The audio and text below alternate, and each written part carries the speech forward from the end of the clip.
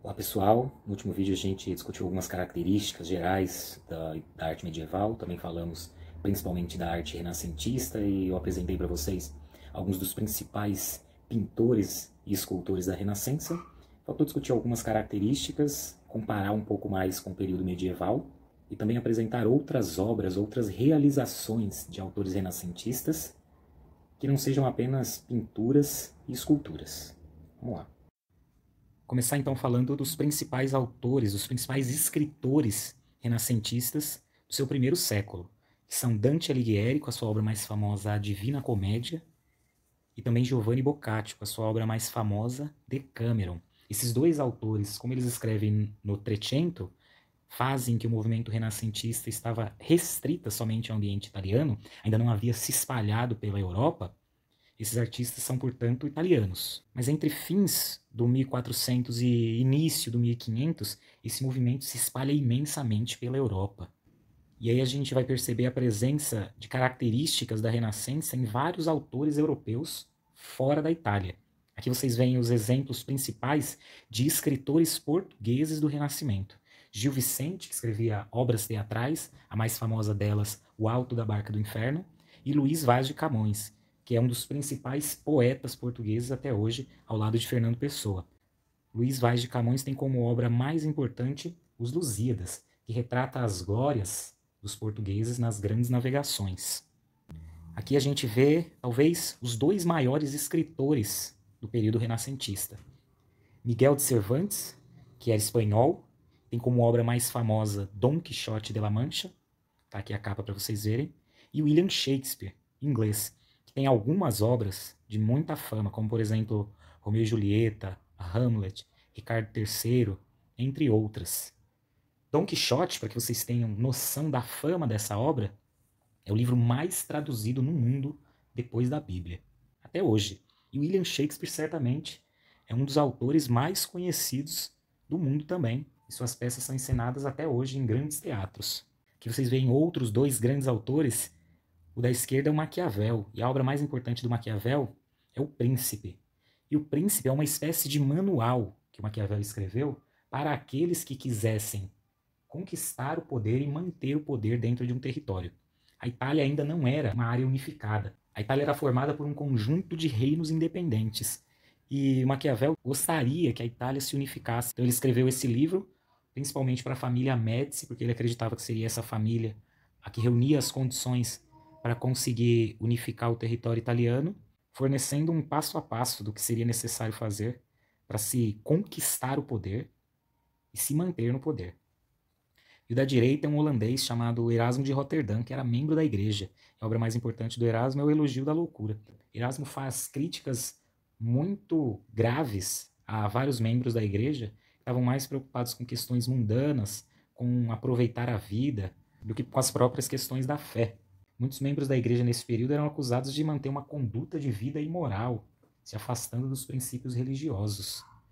Inclusive papas, mantendo amantes, tendo filhos bastardos, vivendo numa vida de luxo e riqueza, vendendo inclusive o perdão dos pecados. Então, o Erasmo de Roterdã é um crítico dessa postura imoral de vários membros da igreja. E ele escreve o Elogio da Loucura justamente para fazer essa crítica. Esse é Nicolau Copérnico. Copérnico foi o primeiro grande cientista do período a contestar a teoria ptolomaica que dizia que a Terra era o centro do universo, que estaria parada no espaço e que todos os astros girariam em seu entorno. Na verdade, o Copérnico, com base em vários experimentos científicos, ele consegue comprovar que a Terra, na verdade, não está estacionada no espaço e em seu entorno girando vários astros. Na verdade, a Terra é que gira em torno do Sol. Copérnico, então, defende a teoria heliocêntrica, que diz que a Terra e vários outros astros giram em torno do Sol e o Sol seria o centro do sistema solar. Copérnico não afirma que o Sol é o centro do universo, mas o centro do sistema solar apenas. E por incrível que pareça, Nicolau Copérnico era um membro da Igreja Católica. E ele jamais foi incomodado por conta de suas teorias, porque ele nunca divulgou o resultado de suas pesquisas. Então ele morreu sem jamais ter sido incomodado pela Santa Inquisição, por exemplo. Mas outro cientista Depois dele, Galileu Galilei, que é esse que vemos agora, também sustentou, com base nos experimentos científicos que fez, também sustentou a ideia de que não era a Terra o centro do universo, mas que na verdade a Terra girava em torno do Sol. Ele também sustentou essa teoria heliocêntrica. E ao contrário de Nicolau Copérnico, o Galileu Galilei divulgou as suas ideias e essa defesa chegou aos ouvidos de gente importante na Igreja Católica. Então Galileu foi pressionado, com medo de acabar morto na fogueira, ele voltou atrás em tudo aquilo que defendia. E disse então, reforçando a ideia já defendida pela Igreja, que a Terra era o centro do universo, estava estacionada no espaço e todos os astros giravam em seu entorno. A Igreja Católica reconheceu que estava errada apenas no ano de 1992. Então faz menos de 30 anos que a Igreja reconheceu o erro de ter perseguido Galileu Galilei. Também houve expressivo avanço na medicina, com a observação da anatomia humana, com a abertura e dissecação de cadáveres para observar, por exemplo, como os órgãos funcionam. Esses médicos e cientistas conseguiram ter uma percepção mais complexa de como a máquina humana funciona e, por consequência, ter ideias de tratamento mais apropriadas do que as que existiam na Idade Média. A prática de dissecação de cadáveres era proibida e condenada pela Igreja Católica. Então, aqueles que praticavam esse tipo de ato estavam sujeitos, caso fossem descobertos, a um processo que poderia, sem dúvida, causar a sua morte na fogueira. Para que vocês entendam, então, como, em grande medida, a atuação da Igreja, com o poder que tinha dentro da sociedade, funcionava como um entrave, ela travava o desenvolvimento científico e era uma luta importante de pensadores, de cientistas e de artistas da Renascença para limitar a atuação, para limitar o papel da Igreja dentro da sociedade.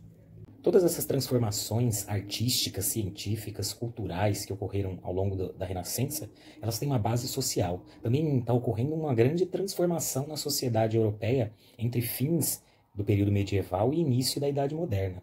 E essas modificações têm base principalmente no surgimento da burguesia, que é a classe dos grandes comerciantes que surgiu lá dentro do período feudal e está ganhando espaço na Europa dentro do período.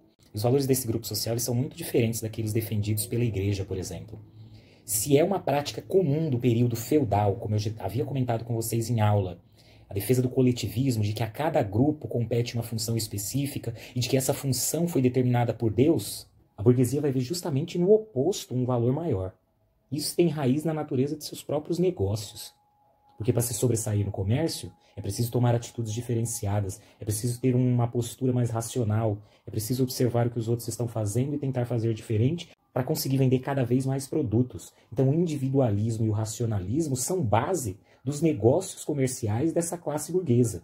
Por isso que há um distanciamento com relação aos valores medievais. Por isso que as questões ligadas à fé não vão ter espaço aqui, porque os negócios não vão ser desenvolvidos com base em questões espirituais, eles vão ser desenvolvidos com base em questões terrenas.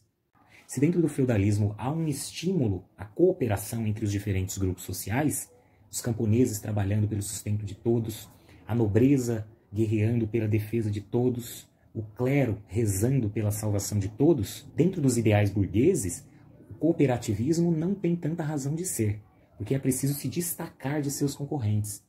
E isso acaba provocando uma situação de competição. Então, ao invés desses grupos cooperarem, eles competem para conseguir produtos a preços mais atrativos e para conseguir novos clientes.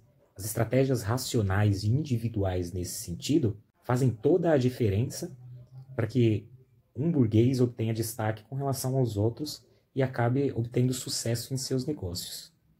Individualismo, racionalismo são práticas dos grupos burgueses e são valores presentes nesse grande movimento artístico e cultural que a gente conhece com o nome de Renascimento ou Renascença. E o individualismo aparece como uma característica marcante entre os artistas do Renascimento por meio da ideia de gênio artístico, por exemplo. A gente pode comparar a arte medieval com a arte renascentista de outro ponto de vista. Não sei se vocês repararam, mas eu não falei o nome de nenhum autor das obras medievais que eu trouxe no último vídeo. Simplesmente porque não se sabe a autoria deles. Não se dava importância no período medieval para a ideia de gênio artístico, de alguém com destaque, que saiba fazer coisas que outras pessoas não sabem. A ideia de gênio artístico, ela surge justamente no período renascentista. E é por isso que a gente sabe o nome de cada autor. E é por isso que a individualidade e a expressividade de cada autor aparecem em suas obras, e aqueles que obtêm mais destaque, porque são mais talentosos, porque têm um gênio artístico mais aprimorado, esses autores recebem um financiamento maior. Uma outra coisa importante dentro do período renascentista é que essas obras passam a ser valorizadas não só pelos artistas, elas passam a ser valorizadas também por diversos grupos sociais que patrocinam essas artes, principalmente para se vincularem a esses artistas importantes. Então, muitos burgueses pagavam a autores importantes da Renascença para que o retratassem, e também patrocinavam outros artistas para que eles continuassem produzindo suas obras e assim ter o nome vinculado a esse artista. Eram os famosos mecenas. O que é um mecenato? O que é um mecenas? É um sujeito que usa do seu poder financeiro para patrocinar algum artista e permitir que ele continue produzindo a sua obra.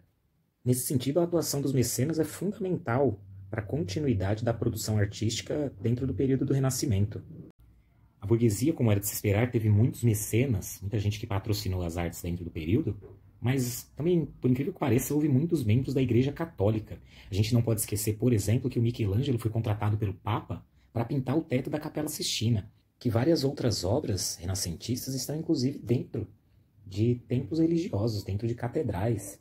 A Escola de Atenas, por exemplo, que é a obra mais famosa do Rafael Sanzio, é uma obra que foi pintada na Biblioteca do Vaticano. Então, muitos membros da igreja tiveram esse importante papel de mecenas, de patrocinadores das artes renascentistas. É isso, não esqueçam de responder aos exercícios depois do vídeo. Até mais.